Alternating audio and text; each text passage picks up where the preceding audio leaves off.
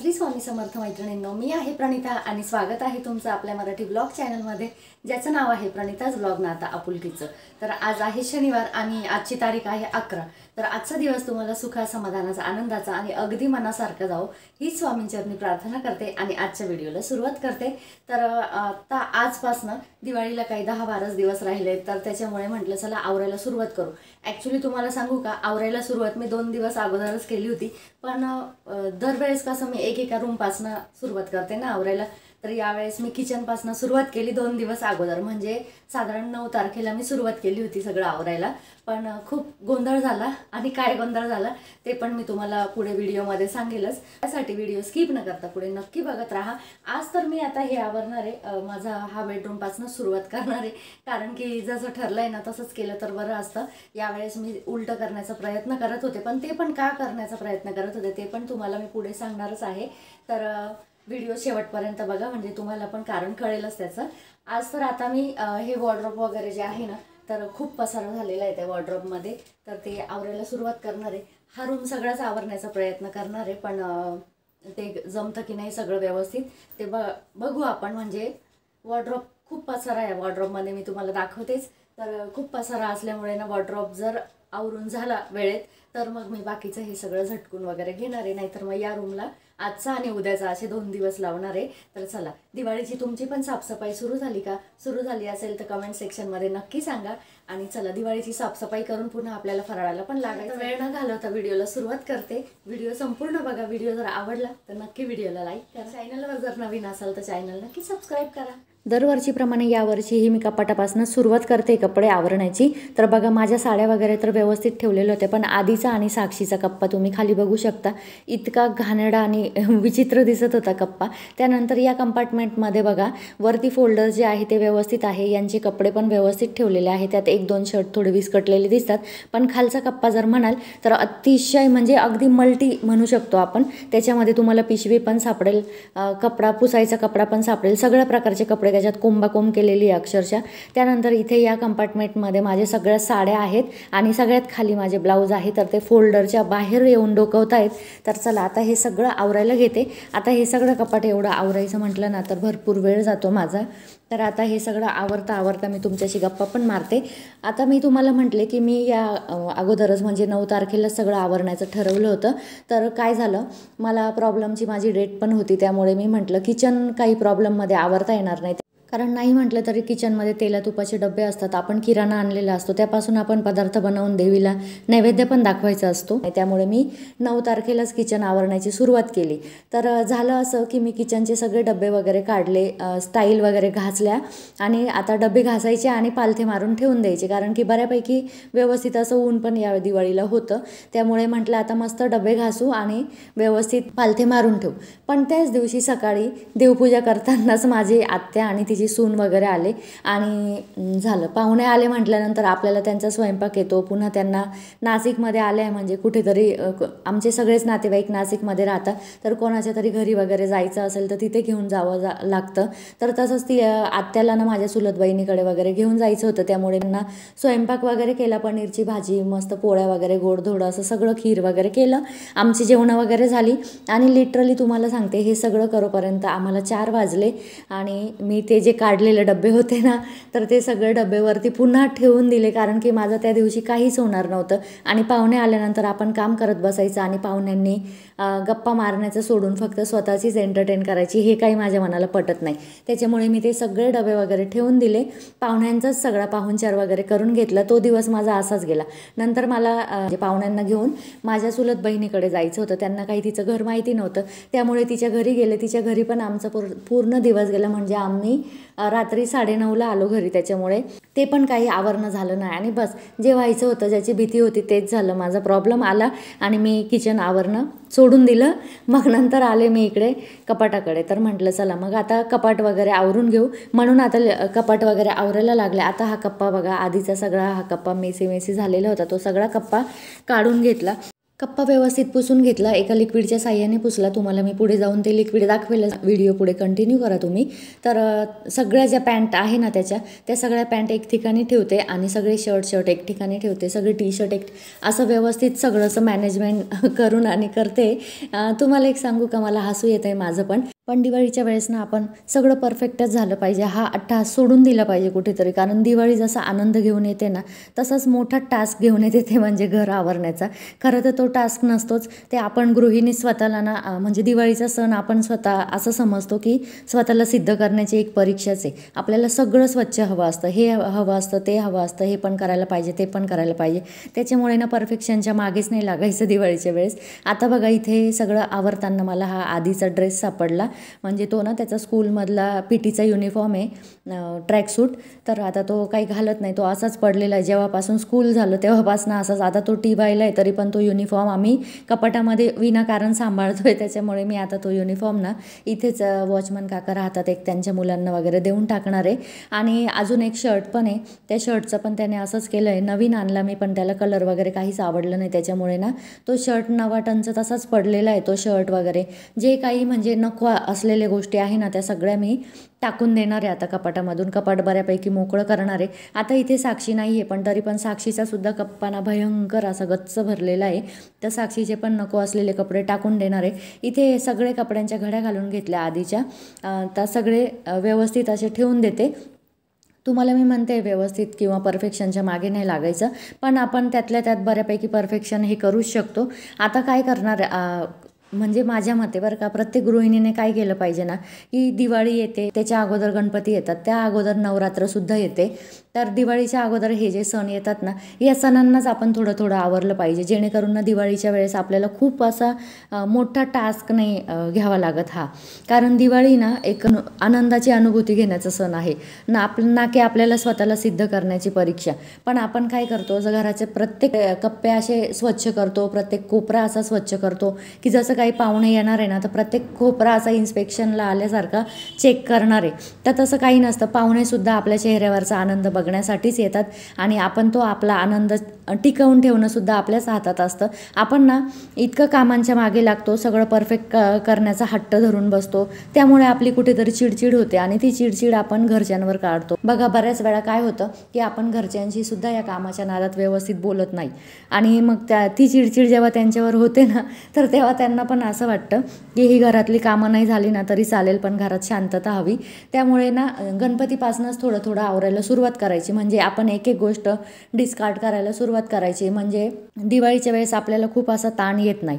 आणि यावेळेस इतका म्हणजे फेवर चढलेला असतो ना आवरण्याचा, अक्षरशः मैत्रिणींशी बोलण्याच्या सुद्धा म्हणजे आपल्या गप्पा याच असतात, काय झाली का दिवाळी, आवरलं का दिवाळीचं काम. म्हणजे आपण तर स्वतः त्या कामामध्ये बुडालेलंच असतो, आपण मैत्रिणींना सुद्धा ना त्या कामाचं इतकं असं टेन्शन देतो की त्यांनासुद्धा आपण गप्पांमध्ये तेच विचारत राहतो, झालं का तुमचं हे, झालं का किचन, झालं का अमकं, झालं का मग असं. तर त्यामुळे ना आपण गणपतीपासून आवरायला सुरुवात करायची, थोडंसं नवरात्रीत आवरायचं, थोडंसं उरलं सुरलं दिवाळीत आवरायचं, म्हणजे आपली धावपळ पण होत नाही. कारण दिवाळीमध्ये जसं आपल्याला हे बाकीचं आवरणं असतं ना तर तसंच फराळ पण करणं असतं आणि जेव्हा आपण चिडचिड करून ते फराळ करतो ना तर त्याला टेस्ट पण येत नाही. शक्य जर झालं तर तुम्हाला एवढं फराळ करणं जमत नसेल तर आता बऱ्याच ठिकाणी काय होतं, फराळ विकत पण मिळतं. तर तुम्ही काही पदार्थ घरी करा, काही पदार्थ बाहेरून मागवा, पण स्वतःची पण काळजी घ्या. कारण दिवाळी ही जसा इतरांसाठी म्हणजे कुटुंबियांसाठी आनंद घेऊन येते ना तसा तुमच्यासाठी सुद्धा आनंदच घेऊन येते. तुम्ही तर घरातली लक्ष्मी आहात, त्याच्यामुळे तुमचा आनंद सगळ्यात महत्त्वाचा आहे. तुम्ही जेव्हा आनंदी असाल तर संपूर्ण घर आपोआप आनंदीच होतं. तर चला, आता माझं तिकडं चाललं होतं कपडे आवरणं आणि आता एवढं मोठं कपाट आवरायचं म्हटलं ना तर आता ते कपाट तुम्हाला सांगते, उभं 7 फूट आणि आडवं 7 फूट असं कपाट आहे माझं. एवढं सगळं कपाट आवरणं एका दिवसात शक्य नाही, म्हणजे एक दिवस पूर्ण लागतो. ते जर कपाट आवरायला काढलं ना तर दुसरं माझं काहीच होऊ शकत नाही, त्या रूमची झटक पटक काहीच मी करू शकत नाही. तर त्यामुळे ना आधी म्हटलं मी थोडीशी तुला मदत करतो मम्मा. तर तो इकडचा रूम जो आहे ना दुसरा बेडरूम, तर त्या बेडरूमवरचा तो आवरत होता मी तोपर्यंत कपड्यांचं आवरून घेतलं, कारण ऑलरेडी माझे 2-3 दिवस वेस्ट गेले होते तुम्हाला सांगितल्याप्रमाणे. त्याच्यामुळे म्हटलं चला आता आपण 2 हात म्हणजे तो आणि मी असं दोघं मिळून जर लागलो ना तर पटपट आपली कामं होतील. त्यामुळे ना तो इकडे आता हे लॅपटॉप वगैरे झटकतो. एवढं काही सामान नाही माझं लॅपटॉपवर, कारण मी सतत आवरत असते. आता तुम्ही जर माझे व्हिडिओ बघत असाल तर मी नेहमी वस्तू ना डिस्कार्ड करण्याच्या प्रयत्नात असते, कारण आपण ज्या वस्तू नाही वापरत त्या वस्तू घरात ठेवण्याची काहीच गरज नसते खरं तर. आता हा कप्पा बघा माझा, या कप्प्यामध्ये ना तुम्हाला अगदी हात पुसण्याच्या कपड्यापासनं तर आपले स्टोल, रुमाल, घालण्याचे कपडे, उशीचे अभ्रे वगैरे सगळं म्हणजे जे जे दिसेल ना ते त्या कप्प्यात कोंबतच गेलो आहे आम्ही नवरात्रीपासनं. तर इथे मागे बघू शकता तुम्ही माझे जे पेटीकोट्स आहे ना साड्यांवरचे ते एकदम व्यवस्थित ठेवलेले. फक्त त्या पेटीकोटच्या वरती ना हे सगळे कपडे असे फक्त धरकी ठेव त्याच्यात असं केलं. त्याच्यामुळे तो कप्पा पूर्णपणे असा एकदम घाणेरडा झाला होता, एकदम मेसी झाला होता. तो बघताना सुद्धा मलाच असं वाटत होतं की आपण गृहिणीच आहोत का. पण काय करणार, मला नवरात्रीपासून आहे ना व्यवस्थित असा वेळच मिळत नव्हता. नवरात्र कशाला, गणपतीपासूनच मला असा व्यवस्थित वेळ मिळत नव्हता, कारण की आता साक्षी पण इथे नाही. त्याच्यामुळे साक्षीला बऱ्याच वेळा भेटायला जाणं किंवा साक्षीचं इकडे येणं वगैरे असं होत होतं. त्याच्यामुळे ना बऱ्याच वेळा माझं घरातलं काम ना असं डिले होतं आणि प्रवासांमध्ये आपण थकतो, तर त्यामुळे नंतर मग काम करण्याची काही इच्छाच होत नाही. तर बघा हे लिक्विड मी तुम्हाला दाखवलं, या लिक्विडनेच मी सगळं कपाट जे आहे ना ते स्वच्छ केलं. म्हणजे फर्निचरसाठीच आहे हे लिक्विड. तर मी फर्निचर याच्याने सगळं माझं घरातलं स्वच्छ करत असते. तर मी आज ठरवलं होतं की हे कपाट जे आहे ना ते पूर्णपणे आवरून घ्यायचं. आता हे माझे पेटीकोट्स जे आहे ना ते मी दुसऱ्या कप्प्यात शिफ्ट करणार आहे, कारण की थोडंसं काहीतरी चेंज असलं ना तर आपल्याला पण जरा आवरल्यासारखं आणि बरं वाटतं. त्यामुळे मी म्हटलं इथे ठेवले अगोदर, पण परत नंतर माझ्या डोक्यात विचार आला की थोडंसं काहीतरी वेगळं दिसलं पाहिजे किंवा वेगळं आपण आवरलं तर आपल्याला स्वतःला, दुसरं कोणी काही बघायला येत नाही, पण आपण स्वतः जेव्हा बघतो ना कपाट तर आपल्याला पण थोडंसं काहीतरी वेगळेपण जाणवतं. त्याच्यामुळे मी अगोदर हे सगळे पेटीकोट्स घडी घालून इथे ठेवले आणि थोड्या वेळाने पुन्हा काढून घेतले, तुम्हाला ते दिसेलच नंतर, आणि ते शेजारच्या कप्प्यामध्ये ठेवले. म्हणजे आता शेजारचा जो कंपार्टमेंट दाखवला ना मी तुम्हाला, त्यात माझ्या सगळ्या डेली यूजच्या साड्या वगैरे आहे. तर त्याच कंपार्टमेंटमध्ये खाली मी जागा केली आणि जे माझं ब्लाऊज वगैरेचे फोल्डर होते ना ते सगळे इकडे शिफ्ट केले. तर असं काहीतरी वेगळं केलं ना तर मग आपल्याला पण छान वाटतं आणि टार्गेट ठेवून काम केलं ना तर पूर्ण दिवस जो असतो ना तो आपल्या कामामध्ये व्यवस्थित जातो, दिवस वाया जात नाही. आणि आता दिवाळीला खूप कमी दिवस राहिले होते, त्याच्यामुळे मी म्हटलं की सगळं टार्गेट ठेवून काम केलं. दरवर्षी तसंच करते, दरवर्षी तुमच्याबरोबर शेअर पण करते. तर त्याप्रमाणे आपण टार्गेट ठेवून काम जर केलं ना तर तो पूर्ण दिवस आपण कामच करत राहतो आणि त्यातून आउटपुट पण चांगलं मिळतो आपल्याला. तर बघा हे माझे ब्लाऊज बघू शकता, एकदम मेसी आणि एकदम असे घाणेरडे दिसत आहेत आणि त्याची चेनसुद्धा लागत नाही, इतके त्याच्यामध्ये ना ब्लाऊज असे दाबून ठेवले मी. आता बरं माझे हे कपडे सगळे कमी होते, तर त्यामध्ये आता हा साक्षीचा कोट बघा, ती जेव्हा ट्रेनिंगला गेली होती ना तिथे त्यांना हा कोटसूट मिळाला होता ट्रेनिंगसाठी आणि तो कोटसूटची पण आता भर पडली. याच्यामुळे आता आणखी त्याला पण थोडीशी कुठेतरी जागा करावी लागेल. आता हे सगळे मी इकडचा कप्पा आवरून झाला माझा, पेटीकोट सगळे घड्या घालून बाजूला ठेवले मी आणि आता हे ब्लाऊजचं सगळं काढून घेते आणि घड्या घालून आणि पुन्हा तिकडे ठेवून देते. हे सगळं करताना आम्हाला भरपूर असा वेळ झाला. जेवण वगैरे करूनच आम्ही हे सगळी कामं करायला लागलो होतो, पण मध्ये थोडासा ब्रेक घेतला, कारण की खिडक्या वगैरे पण धुवायला लागायच्या होत्या ना. तर मग कपाट सगळं आवरून झालं, तोपर्यंत आधीचा पण तो रूम सगळा झटकून वगैरे झाला, जाळं वगैरे सगळं काढून झालं आणि म्हटलं थोडासा आता ब्रेक घेऊ आपण. तर त्या ब्रेकमध्ये आम्ही इथे मोसंबी खायला घेतली. आता मोसंबी ना थोडीशी जाड असते ना तर ती पटपट सोलता येत नाही, मी सगळं साईडने तिला अशा मस्त काप मारून घेतले आणि सगळे साल्ट तिचे काढले, त्यामुळे ती जरा सोपी जाते. आता आम्ही दोघं पण बसून इथे ती मोसंबी खातो आणि त्यानंतर सगळ्यात महत्त्वाचं काम म्हणजे दोन्ही पण रूम धुणे. आता दोन्ही रूममध्ये ना माझ्या 3 खिडक्या येतात, एका रूममध्ये 2 खिडक्या येतात आणि एका रूममध्ये एकच खिडकी येते. त्यामुळे मग आता ते सगळं धुवायचं आहे आणि तुम्ही बघू शकता मोसंबी एकदम अशी इझिली सोलले गेली आणि आता आम्ही दोघं पण त्या मोसंबीचा आस्वाद घेतो आणि लगेच आपल्या पुढच्या कामांना लागतो. घर आणि मन प्रसन्न ठेवणारं रुटीन ना आपलं आपण सकाळीच एकदा सेट करून घ्यायचं. एकदा डोक्यात सेट झालं ना आपलं टाइम टेबल की आपल्याला कुठल्या सिक्वेन्सने कसे कामं करायचे, तर कमी वेळेत आपण आपलं घर आणि आपले कामं व्यवस्थित मॅनेज करू शकतो. कोणतंही काम सुरू करणं काही सोपं नसतं, पण त्यामध्ये सातत्य टिकवणं खूप अवघड असतं आणि प्रत्येक गोष्ट आपणच केली पाहिजे. हा दिवाळीच्या वेळेस तर अजिबात अट्टहास धरायचा नाही. घरामध्ये जे असेल ना त्यांना सगळ्यांना थोडी कामं वाटून दिली ना तर घरातली सगळी कामं होतात, कारण दिवाळीमध्ये सगळ्यात जास्त कामं असतात. खरं तर तेवढी कामं काढण्याची काहीच गरज नसती, पण आपण सगळी ती कामं काढतोच. तर त्यामुळे ना सगळ्यांना जे असेल त्यांना थोडी थोडी कामं वाटून दिली ना तर आपली कामं पण व्यवस्थित होतात. आता सुरुवातीला तर कामांची आपली एनर्जी लेवल खूप हाय असते, कारण आपण ठरवतो की आपल्याला हे करायचं आहे ते करायचं आहे, पण नंतर जेव्हा हळूहळू प्रॅक्टिकल प्रॉब्लेम लक्षात यायला लागतं ना तेव्हा आपली एनर्जी पण लो होत चालते. त्याच्यामुळे ना सगळं आपण स्वतःच करण्याचा अट्टाहास धरायचाच नाही अजिबात. आता मोसंबी वगैरे खाऊन झालं आणि त्यानंतर जरा एनर्जी आल्यासारखं वाटलं. त्यानंतर मी काय केलं, आपले जे हिवाळ्याचे हँडग्लोव्ज असतात ना तर ते हँडग्लोव्ज हातामध्ये घातले आणि विमचं लिक्विडचं पाणी केलं आणि सगळ्या खिडक्यांना त्या हँडग्लोव्जच्या साहाय्याने मस्त अशा व्यवस्थित निघतात. जसं आपण ब्रश किंवा घासणी वगैरे घेतो ना तर बाहेर जे अँगल्स असतात ना तर त्या अँगल्सला हात घातला ना तर आपल्याला ती घासणी पडून जाते आपली, त्याच्यामुळे व्यवस्थित घासता येत नाही. तर हँडग्लोव्ज घालायचे म्हणजे हँडग्लोव्ज हातातून निघत पण नाही, पॅक राहतात ते आपल्या हाताला. आणि एकदा निर्मात हात बुडवून घेतला ना की पूर्ण खिडकी एकदम व्यवस्थित अशी घासता येते. तर त्याच्याच सहाय्याने मी हे सगळं व्यवस्थित करून घेतलं. तुम्हाला दाखवते पण बघू शकता तुम्ही. अशा पद्धतीने हँडग्लोव्ज घातले आणि निर्मात एकदा फक्त असा हात बुडवून घेतला की आपलं एकदम व्यवस्थित असं घासता येतं ते. आणि तुम्ही खिडकीला बघू शकता किती सारी धूळ जमा झाली आहे, कारण इथे माझा कॉट असतो ना तर त्यामुळे ही खिडकी एवढी व्यवस्थित अशी नेहमी साफ होत नाही, स्वच्छ करता येत नाही. आणि कॉट असल्यामुळे ना ती फक्त पुसून घेते मी. असं मोकळ्या पाण्याने जेव्हा आपण धुतो ना तर एकदम असं जाळी ती पूर्ण अशी चांदीसारखी दिसायला लागते, छान अशी पांढरी शुभ्र दिसायला लागते. आता ही सगळी खिडकी मी ना बारीक निरीक व्यवस्थित कोपरे कापरे सगळं घासून घेणार आहे, कारण की एकदा कॉट सरकवला ना तर मग पुन्हा वर्षभर आपण काही कॉट वगैरे काहीच सरकवणार नाही. त्याच्यामुळे ना आता कॉट सरकवला आहे ना तर सगळं व्यवस्थितच धुवून घेणार आहे. आणि बाकीचं वरचं जर म्हणाल तर वरचं सगळं आधीने व्यवस्थित स्वच्छ केलं. आता जसं मी तुम्हाला म्हटलं की सगळं काम आपण एकटीने करण्याची काही गरज नसते, कारण आपल्या चेहऱ्यावरचा सुद्धा आनंद टिकवणं तेवढंच गरजेचं असतं. जसं आपण दिवाळीमध्ये आवरून वगैरे सगळं इतरांना आनंद देतो तसा आपला आनंद पण तेवढाच महत्त्वाचा असतो. त्यामुळे ना सगळी कामं स्वतःवर कधीच घ्यायची नाही. त्यामुळे मी काही कामं आधीला दिली होती, म्हणजे हा रूम स्वच्छ करणे वगैरे, जाळं जळमट सगळं त्यांनी काढलं होतं. तिथले सगळं सामान जे काही होतं, जास्त काही सामान नाही आहे माझ्याकडे, पण जे काही होतं सामान ते सगळं त्याने स्वच्छ कपड्याने पुसून वगैरे व्यवस्थित ठेवून दिलं.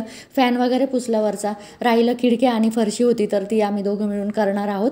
आणि त्यानंतर पुन्हा संध्याकाळ झाली की आपलं रोजची कामं तर काही चुकतच नाही. जरी पण ही एक्स्ट्राची कामं आपल्याबरोबर असतात तरी पण आपल्याला रोजचा स्वयंपाक, कपडे, भांडी वगैरे हे सगळं तर करावंच लागतं. रोजची देवपूजा असते तर त्यामुळे ही रोजची कामं करताना पण आपल्याला नाकी नऊ येतात आणि त्यात प्लस ही कामं असतात. त्याच्यामुळे ना सगळी कामं कधीच स्वतःवर घ्यायची नाही. आणि ज्याच्याने आपलं मन पॉझिटिव्ह राहील ना तर अशाच गोष्टी अशा पसाऱ्याच्या वेळेस करायच्या, जेणेकरून ना आपला उत्साह टिकून राहतो. आता सगळ्या खिडक्या माझ्या घासून झाल्या आणि तुम्ही बघू शकता अगदी ट्रान्सपरन्सी बघा खिडक्यांची, आरपार एकदम असं दिसतंय ना की मध्ये काच वगैरे काहीच नाही, इतकं स्पष्ट सगळं दिसतंय छान.